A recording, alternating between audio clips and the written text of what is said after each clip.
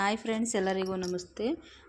ಇವತ್ತಿನ ವಿಡಿಯೋದಲ್ಲಿ ಪುಳಿಯೋಗರೆ ಪೌಡರನ್ನು ಯಾವ ರೀತಿ ಮಾಡೋದು ಅಂತ ತುಂಬಾ ಸಿಂಪಲ್ಲಾಗಿ ಮನೇಲಿ ಯಾವ ರೀತಿ ಮಾಡಿ ಸ್ಟೋರ್ ಮಾಡಿ ಇಟ್ಕೋಬೋದು ಅಂತ ನಿಮಗೆ ವಿಡಿಯೋದಲ್ಲಿ ತೋರಿಸ್ತಾ ಇದ್ದೀನಿ. 6 ತಿಂಗಳು ವರ್ಷಗಳ ಕಾಲ ಇಟ್ಟರೂ ಕೂಡ ಕೆಡೋದಿಲ್ಲ, ತುಂಬ ಚೆನ್ನಾಗಿರುತ್ತೆ. ಈಗ ಯಾವ ರೀತಿ ಮಾಡೋದು ನೋಡೋಣ ಅಂತ ನೋಡ್ಕೊಂಡು ಬರೋಣ. ಮೊದಲೇದಾಗಿ ಬಾಣಲಿ ಇಟ್ಕೊಂಡಿದ್ದೀನಿ. ಬಾಣಲಿ ಇಟ್ಕೊಂಡು ಸ್ವಲ್ಪ ಎಣ್ಣೆ ಹಾಕ್ಕೊಂಡಿದ್ದೀನಿ. ಇದಕ್ಕೆ ಸ್ವಲ್ಪ ಚೆನ್ನಾಗಿ ಒಣಸ್ಕೊಂಡಿರುವಂತಹ ಬ್ಯಾಡಗೆ ಮೆಣಸಿನ್ಕಾಯಿ ಮತ್ತು ಗುಂಟೂರು ಮೆಣಸಿನ್ಕಾಯಿ 2 ಹಾಕ್ಕೊಂಡಿದ್ದೀನಿ. 1 ಹಿಡಿಯಷ್ಟು ಬ್ಯಾಡಗೆ ಮೆಣಸಿನ್ಕಾಯಿಗೆ 7ರಿಂದ 8 ಗುಂಟೂರು ಮೆಣಸಿನ್ಕಾಯಿ, ಖಾರ ಇರುವಂಥ ಮೆಣಸಿನ್ಕಾಯಿ ಖಾರಕ್ಕೋಸ್ಕರ ಹಾಕ್ಕೊಂಡಿದ್ದೀನಿ. ಅದ್ರ ಜೊತೆಗೇ ಸ್ವಲ್ಪ 1-2-3 ರೆಕ್ಕೆಯಷ್ಟು ಕರಿಬೇವಿನ ಸೊಪ್ಪನ್ನು ಕೂಡ ಹಾಕ್ಕೊಂಡಿದ್ದೀನಿ.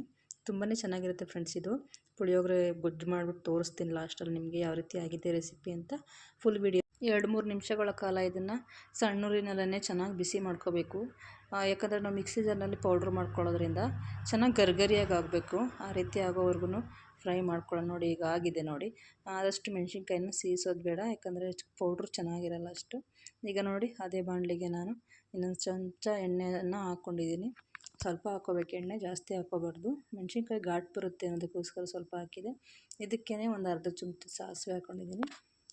ಸಾಸಿವೆ ಆದಮೇಲೆ 1/4 ಚಮಚಷ್ಟು ಮೆಂತ್ಯ ಕೂಡ ಹಾಕ್ಕೊಂಡಿದ್ದೀನಿ.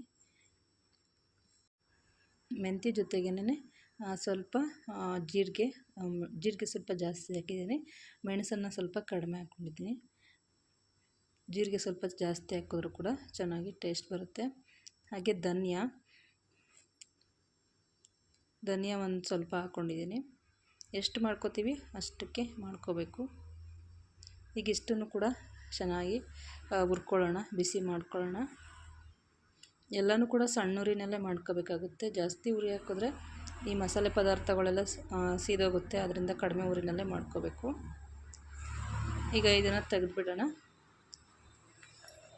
ಈಗ ನೆಕ್ಸ್ಟು ಅದೇ ಬಾಣಲಿನ ಇಟ್ಕೊಂಡು ಇದಕ್ಕೆ ನಾನು ಸ್ವಲ್ಪ ಉದ್ದಿನಬೇಳೆ, ಅದ್ರ ಜೊತೆಗೇ ಕಡಲೆಬೇಳೆ ಕೂಡ ಹಾಕ್ಕೋತಾ ಇದ್ದೀನಿ. ಎರಡನ್ನೂ ಕೂಡ ಸಣ್ಣೂರಿನಲ್ಲೇ ಫ್ರೈ ಮಾಡಬೇಕು. ಇದಕ್ಕೇನು ಎಣ್ಣೆ ಏನು ಹಾಕ್ಕೊಳ್ಳೋ ಹೋಗಿಲ್ಲ, ಹಾಗೆಯೇ ಹುರ್ಕೊಳ್ಳೋಣ. ಚೆನ್ನಾಗಿ ಹುರ್ಕೋಬೇಕು, ಹಸಿ ಇರಬಾರ್ದು. ಸಣ್ಣೂರಿನಲ್ಲೇ ಚೆನ್ನಾಗಿ ಬಿಸಿ ಮಾಡ್ಕೋಬೇಕು. ಈ ರೀತಿ ಸ್ವಲ್ಪ ಕಲರ್ ಚೇಂಜ್ ಆಗಿ ಬ್ರೌನ್ ಕಲರ್ ಬರಬೇಕು, ಅಲ್ಲಿವರೆಗೂ ಹುರ್ಕೊಳ್ಳೋಣ ಇದನ್ನು. ಈಗ ನೋಡಿ, ವೈಟ್ ಎಳ್ಳಿತ್ತು ಅಂದರೆ ವೈಟ್ ಎಳ್ಳು ಹಾಕೋಬೋದು ನೀವು. ಇಲ್ಲ ಅಂತಂದರೆ ಮನೇಲಿ ಕಪ್ಪು ಎಳ್ಳಿತ್ತು, ಅದರಿಂದ ನಾನು ಕಪ್ಪು ಎಳ್ಳನ್ನೇ ಹಾಕ್ತಾಯಿದ್ದೀನಿ. ಎಳ್ಳನ್ನು ಬೇಕಾದರೆ ಗೊಜ್ಜು ಮಾಡ್ಕೋಬೇಕಾದ್ರೂ ಕೂಡ ಹಾಕೋಬೋದು. ಕೊಬ್ಬರಿ, ಎಳ್ಳು ಎರಡನ್ನೂ ಕೂಡ ಗೊಜ್ಜು ಮಾಡ್ಕೋಬೇಕಾದ್ರೂ ಹಾಕೋಬೋದು. ಅದೇ ಸ್ವಲ್ಪ ಹಾಕ್ಕೊಂಡ್ರೆ ಚೆನ್ನಾಗಿರುತ್ತೆ. ಎಳ್ಳನ್ನು ಹಾಕ್ಕೊಂಡು ಸ್ವಲ್ಪ ಬಿಸಿ ಮಾಡ್ಕೊಂಡಿದ್ದೀನಿ. ಈಗ ಹಚ್ಚಿಟ್ಕೊಂಡಿರೋ ಕೊಬ್ಬರಿನೆಲ್ಲನೂ ಬಿಸಿ ಮಾಡ್ಕೊಳ್ಳೋಣ ಬಾಣಲಿಗೆ ಹಾಕ್ಕೊಂಡು. ತುರ್ಕೊಳ್ಳಬಹುದು. ನಾನು ಜಾಸ್ತಿ ತುರಿಯೋದಕ್ಕಾಗಲ್ಲ ಅಂತ ಅಂದ್ಬಿಟ್ಟು ಒಂದು ಕೊಬ್ಬರಿನ ಈ ರೀತಿ ಸಣ್ಣದಾಗಿ ಕಟ್ ಮಾಡಿದ್ದೀನಿ. ಮಿಕ್ಸಿ ಜಾರ್ಗೆ ಹಾಕಿ ಪುಡಿ ಮಾಡ್ಕೋಬೇಕು ಇದನ್ನು. ಈಗ ನೋಡಿ, ಇಷ್ಟನ್ನೆಲ್ಲ ಏನು ನಾನು ಈಗೆಲ್ಲ ಬಿಸಿ ಮಾಡ್ಕೊಂಡಿದ್ದೀನಿ, ಇಷ್ಟನ್ನು ಕೂಡ ಆರೋದಕ್ಕೆ ಬಿಟ್ಟಿದ್ದೀನಿ. ಒಂದು ಪಾತ್ರೆಗೆ ಹಾಕಿ ಇಟ್ಕೊಂಡಿದ್ದೀನಿ. ಒಂದು 10 ನಿಮಿಷಗಳ ಕಾಲ ಇದು ತಣ್ಣಗಾಗೋದಕ್ಕೆ ಬಿಡಬೇಕು. ತಣ್ಣಗಾಗೋದಕ್ಕೆ ಬಿಡೋದ್ರಿಂದ ಎಲ್ಲ ಕ್ರಿಸ್ಪಿ ಆಗುತ್ತೆ. ಮೆಣಸಿನ್ಕಾಯಿ ಎಲ್ಲ ನೋಡಿ, ಕೈಯಲ್ಲಿ ಮುರಿದ್ರೆ ಚೆನ್ನಾಗಿ ಮುರಿಯೋಕ್ಕಾಗಬೇಕು. ಆ ರೀತಿ ಚೆನ್ನಾಗಿ ಆರ್ಕೋಬೇಕಿದು.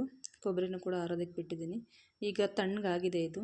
ಈಗ ತಣ್ಣಗಾಗಿರೋದ್ರಿಂದ ನಾನು ಎಲ್ಲನೂ ಮಿಕ್ಸಿ ಜಾರ್ಗೆ ಸೇರಿಸ್ಕೊತಾ ಇದ್ದೀನಿ. ಸ್ವಲ್ಪ ದೊಡ್ಡ ಜಾರ್ಗೆ ಹಾಕ್ಕೋತಾ ಇದ್ದೀನಿ ಫ್ರೆಂಡ್ಸ್.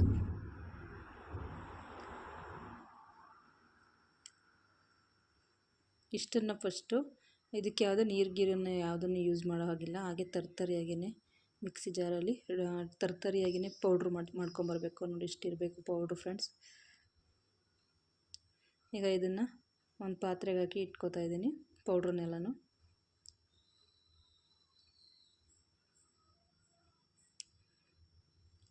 ಈಗ ಅದೇ ಜಾರ್ಗೆ ಕೊಬ್ಬರಿನ ಬಿಸಿ ಮಾಡ್ಕೊಂಡಿದ್ನಲ್ಲ ಅದನ್ನು ಹಾಕ್ಕೋತಾ ಇದ್ದೀನಿ. ಇದನ್ನು ಕೂಡ ಸ್ವಲ್ಪ ಪೌಡ್ರ್ ಥರ ಮಾಡ್ಕೊಂಬರೋಣ. ನೋಡಿ, ಈ ರೀತಿ ಇದನ್ನು ಕೂಡ ಹಾಕ್ಕೋತಾ ಇದ್ದೀನಿ ನಾನು ಪೌಡ್ರ್ ಮಾಡ್ಕೊಂಡಿದ್ದೀನಿ, ಪುಳಿಯೋಗರೆ ಪೌಡ್ರ್ ಮಾಡ್ಕೊಂಡಿದ್ದೀನಲ್ಲ ಅದಕ್ಕೆ ಹಾಕ್ಕೋತಾ ಇದ್ದೀನಿ.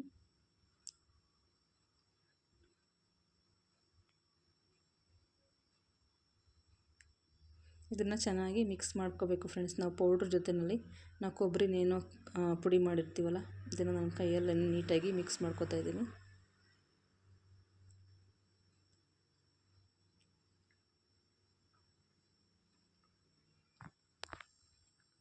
ನೋಡಿ ಈ ರೀತಿ ಚೆನ್ನಾಗಿ ಮಿಕ್ಸ್ ಮಾಡ್ಕೋಬೇಕು. ಕಲರ್ ಕೂಡ ಯಾವ ರೀತಿ ಬಂದಿದೆ ನೋಡಿ, ತುಂಬಾ ಚೆನ್ನಾಗಿ ಬಂದಿದೆ ಮಾತ್ರ.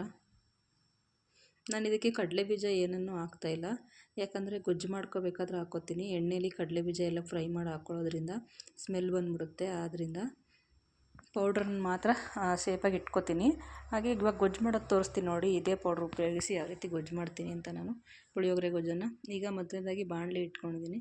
ಬಾಣಲಿ ಇಟ್ಕೊಂಡು ಎಣ್ಣೆ ಹಾಕ್ಕೋತಾ ಇದ್ದೀನಿ. ಎಣ್ಣೆ ಚೆನ್ನಾಗಿ ಕಾಯ್ದಾದ್ಮೇಲೆ ಕಡಲೆ ಬೀಜ ಹಾಗೆ ಕಡಲೆಬೇಳೆನ ಹಾಕ್ಕೋತಾ ಇದ್ದೀನಿ.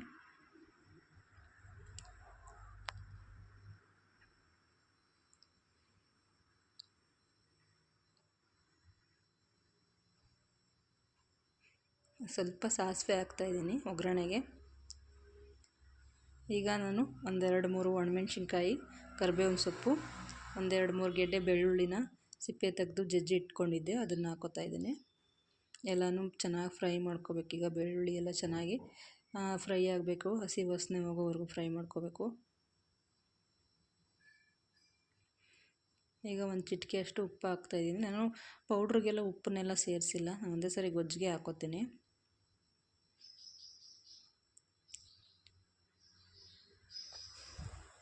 ಬೆಳ್ಳುಳ್ಳಿ ಎಲ್ಲ ಚೆನ್ನಾಗಿ ಬೇಯಬೇಕು ಫ್ರೆಂಡ್ಸ್. ಹುಣಸೆಹಣ್ಣನ್ನು ನೆನೆಸಿಟ್ಕೊಂಡಿದ್ದೆ, ಒಂದು ನಿಂಬೆಹಣ್ಣು ಗಾತ್ರದಷ್ಟು ಹುಣಸೆಹಣ್ಣನ್ನು ನೆನೆಸಿಟ್ಕೊಂಡಿರೋಂಥ ಹುಣಸೆಹಣ್ಣನ್ನು ಹಾಕ್ಕೋತಾ ಇದ್ದೀನಿ. ಈಗ ಇದಕ್ಕೆ ನಾವು ಬೇಕು ಅಂತಂದರೆ ಇನ್ನೊಂದು ಸ್ವಲ್ಪ ಕೊಬ್ಬರಿ ತುರಿ ಕೂಡ ಹಾಕ್ಕೋಬೋದು. ಹಾಗೆ ಒಗ್ಗರಣೆಗೆ ಎಳ್ಳು ಕೂಡ ಹಾಕ್ಕೋಬೋದು. ತುಂಬಾ ಚೆನ್ನಾಗಿರುತ್ತೆ ಟೇಸ್ಟ್ ಮಾತ್ರ. ನಾನು ಪುಳಿಯೋಗರೆ ಅಂದ ತಕ್ಷಣ ಬೆಲ್ಲನ ಯೂಸ್ ಮಾಡಿಲ್ಲ ಜಾಸ್ತಿ, ಯಾಕಂದರೆ ನಮ್ಮನೇಲಿ ಬೆಲ್ಲ ತಿನ್ನಲ್ಲ. ಬೆಲ್ಲನ ಹಾಕ್ಕೊಂಡು ತಿನ್ನೋರು ಹಾಕ್ಕೋಬೋದು, ಯೂಸ್ ಮಾಡ್ಕೋಬೋದು. ಒಂದು ಚಮಚದಷ್ಟು ಮಾಡ್ಕೊಂಡಿರುವಂತಹ ಪೌಡ್ರನ್ನ ಹಾಕ್ತಾಯಿದ್ದೀನಿ. ಕಲರು ಅಷ್ಟೇ ತುಂಬಾ ಚೆನ್ನಾಗಿ ಬಂದಿತ್ತು. ಟೇಸ್ಟು ಅಷ್ಟೇ, ಅಂಗಡಿಲೂ ಕೂಡ ಬರೋಲ್ಲ ಅಷ್ಟು ಚೆನ್ನಾಗಿ ಬಂದಿತ್ತು ಫ್ರೆಂಡ್ಸ್. ಮಕ್ಕಳು ಇದೇ ಚೆನ್ನಾಗಿದೆ ಅಮ್ಮ, ಅಂಗಡಿಲಿ ತರೋ ಪೌಡ್ರಿಗಿಂತನೂ ಇದೇ ಚೆನ್ನಾಗಿದೆ ಅಂತ ಹೇಳ್ತಾಯಿದ್ರು. ಅಷ್ಟು ಚೆನ್ನಾಗಿದೆ ಮಾತ್ರ. ನೋಡಿ ಚೆನ್ನಾಗಿ ಬೆಂದಿದೆ. ಈಗ ಸಣ್ಣೂರಿನಲ್ಲೇ ಪೌಡ್ರ್ ಹಾಕ್ಬಿಟ್ಟು ಚೆನ್ನಾಗಿ ಬೇಯಿಸ್ಕೊಂಡಿದ್ದೀನಿ. ಪುಳಿಯೋಗರೆ ಗೊಜ್ಜು ನೋಡಿ ಫ್ರೆಂಡ್ಸ್ ಯಾವ ರೀತಿ ಮಾಡ್ಕೊಂಡಿದ್ದೀನಿ ಹೋಮ್ ಮೇಡ್ ಪೌಡ್ರಿಂದ ಅಂತ. ಮನೇಲೇ ತಯಾರು ಮಾಡಿಸ್ಕೊಂಡಿರುವಂತಹ ಪುಳಿಯೋಗರೆ ಪೌಡರಿಂದ ಪುಳಿಯೋಗರೆ ಗೊಜ್ಜನ್ನು ಯಾವ ರೀತಿ ಮಾಡಿದ್ದೀನಿ ಅಂತ. ತುಂಬಾ ಚೆನ್ನಾಗಿರುತ್ತೆ ಫ್ರೆಂಡ್ಸ್, ಒಂದ್ಸರಿ ಟ್ರೈ ಮಾಡಿ ಇದನ್ನು. ಹಾಗೆ ಮಕ್ಕಳಿಗೆ ಈ ವಿಡಿಯೋ ಯಾರಿಗೆ ಯೂಸ್ ಆಗುತ್ತೆ ಅಂತಂದರೆ ಮನೇಲಿ ಸ್ಕೂಲ್ಗೆ ಹೋಗೋ ಮಕ್ಳು ಇರ್ತಾರಲ್ಲ, ಅವ್ರಿಗಂತೂ ತುಂಬಾ ಯೂಸ್ ಆಗುತ್ತೆ ಫ್ರೆಂಡ್ಸ್. ಯಾವಾಗೂ ನಾವು ಅಂಗಡಿಯಿಂದನೇ ತರೋಕ್ಕಾಗಲ್ಲ, ಒಂದು ವರ್ಷದವರೆಗೂ ಸ್ಕೂಲ್ಗೆ ಹೋಗ್ತಾ ಇರ್ತಾರೆ. ಈ ರೀತಿ ಮಾಡಿ ಇಟ್ಕೊಂಡ್ಬಿಟ್ರೆ ಒಂದು 6 ತಿಂಗಳು, ವಾರಕ್ಕೊಂದ್ಸರಿ ಪುಳಿಯೋಗರೆ ಮಾಡ್ತೀವಿ ಅಂತ ಅಂದರು ಒಂದು 6 ತಿಂಗಳು ಬಂದೇ ಬರುತ್ತೆ ಫ್ರೆಂಡ್ಸ್, ಬಾಕ್ಸಿಗೆಲ್ಲನೂ ಹಾಕೋದಕ್ಕಂತೂ. ಮತ್ತು ನಾವು ಕೂಡ ನಾಷ್ಟಕ್ಕೆ ಮಾಡ್ಕೋಬೋದು. ಒಂದ್ಸರಿ ಟ್ರೈ ಮಾಡಿ ಈ ರೆಸಿಪಿನ ಹೇಗಿತ್ತು ಅಂತ ನಮಗೆ ಕಮೆಂಟ್ ಮೂಲಕ ಕಮೆಂಟ್ ಮಾಡಿ ತಿಳಿಸಿ. ಉದುದ್ರಾಗ ಅನ್ನ ಮಾಡಿ ಇಟ್ಕೊಂಡಿದ್ದೆ, ಅನ್ನನ ಹಾಕ್ಕೊಂಡು ಮಿಕ್ಸ್ ಮಾಡ್ಕೊತಾ ಇದ್ದೀನಿ. ಇವಾಗ ಬೆಲ್ಲ ಬೇಕಾದರೆ ಗೊಜ್ಜಿಗೆ ಹಾಕೋಬೋದು ನೀವು. ನಾನು ಬೆಲ್ಲ ನನ್ನ ಮಕ್ಳಿಗೆ ಇಷ್ಟ ಆಗಲ್ಲ ಅಂತ ನಾನು ಬೆಲ್ಲ ಹಾಕ್ಕೊಂಡಿಲ್ಲ.